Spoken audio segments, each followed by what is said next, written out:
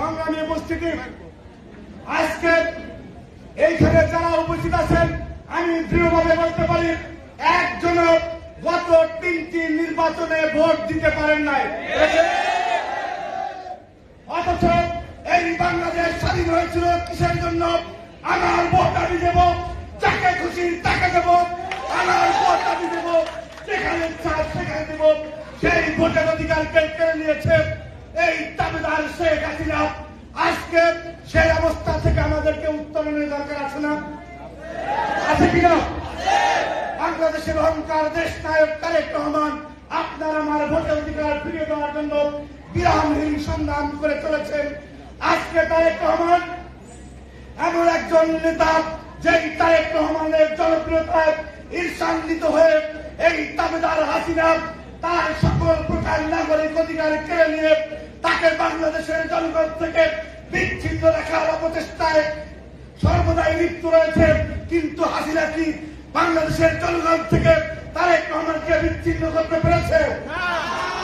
তারেক রহমানকে বিচ্ছিন্ন করতে পারে নাই। শুধুমাত্র সামাজিক যোগাযোগ মাধ্যমে দেশ নায়ক তারেক রহমান একটি ডাক দিলে বাংলাদেশের কোটি কোটি মানুষ সেই ডাকে সাড়া দেয়। সংগ্রামী উপস্থিতি, বক্তব্য দীর্ঘায়িত করব না। আমরা অনেক সময় অধিকারের জন্য আন্দোলন করে থাকি, করি না? সাধারণ ছাত্ররা অধিকারের জন্য আন্দোলন করি না? অনেক সময় 20 টাকার বাস ভাড়া 10 টাকা করার জন্য আন্দোলন করি না?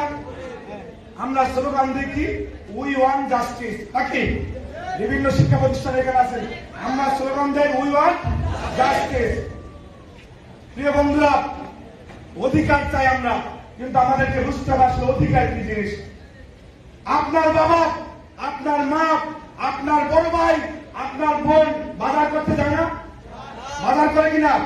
সবজি কিনে, চাল কিনে। আমরাও এই মধ্যবিত্ত পরিবারের সন্তান, আমরা অনেকে গরিব ঘরের সন্তান, আমাদের প্রতিনিয়ত বাজারে যেতে হয়।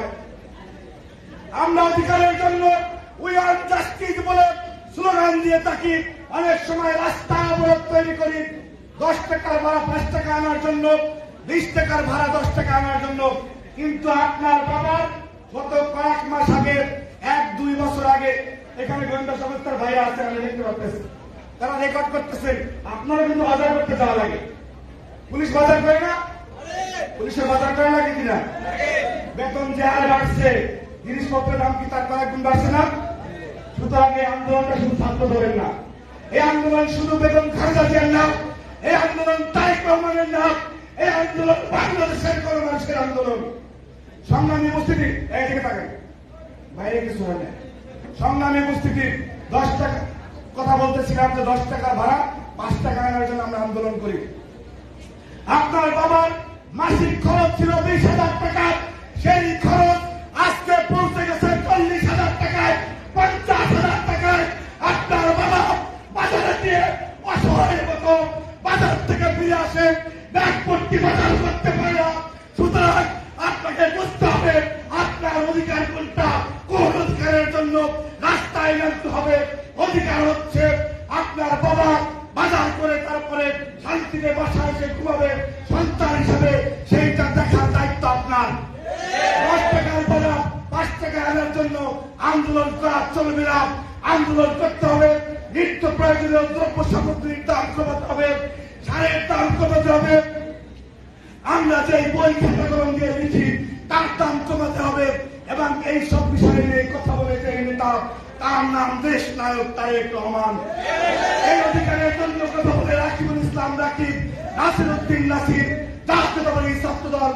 সুতরাং সেই ভোটের অধিকার প্রতিষ্ঠার জন্য, বাংলাদেশের মানুষকে স্বস্তির নিঃশ্বাস দেওয়ার জন্য আমরা যে আন্দোলন করে যাচ্ছি, শত মামলা, শত গুম, শত নির্যাতন উপেক্ষা করেও আমরা অভিষ্ট লক্ষ্যে পৌঁছবো বলবে ইনশাআল্লাহ। সেই আন্দোলনে কাঁধে কাঁধ মিলে আপনারা কাজ করবেন, সম্মেলনকে ফাঁকি দেওয়া চলবে না। যারা নেতৃত্ব পেতে চাচ্ছেন, সম্মেলনকে ফাঁকি দেওয়া চলবে না। শ্রম ঘাম মেলার সমন্বয়ে রাজপথে থেকে রাকিব নাসিরের কাছ থেকে নেতৃত্ব নিতে হবে। এর কোন বিকল্প আছে বলে আমি মনে করি না। কোন ভাইয়ের নামে স্লোগান দিয়ে, কোন পেশি শক্তির মাধ্যমে কোন কিছু কিন্তু নেতৃত্ব নেওয়া চলবে না। রাস্তায় পরীক্ষা দিয়ে নেতৃত্ব দিতে হবে। আমি আশা করি আপনারা সেই পরীক্ষায় উত্তীর্ণ হবেন। সবাইকে ধন্যবাদ। আবারও দেখা হবে রাজপথে, কথা হবে স্লোগানে। জাতীয়তাবাদী ছাত্র দল জিন্দাবাদ। শহীদ রাষ্ট্রপতি জিয়াউর রহমান আবর হোক। বাংলাদেশের আবশ্যক নেত্রী দেশনেত্রী বেগম খালেদা জিয়া জিন্দাবাদ। বাংলাদেশের অহংকার দেশ নায়ক তারেক রহমান বীরের বেশে আসবে ফিরে বাংলাদেশে। আসসালামু আলাইকুম।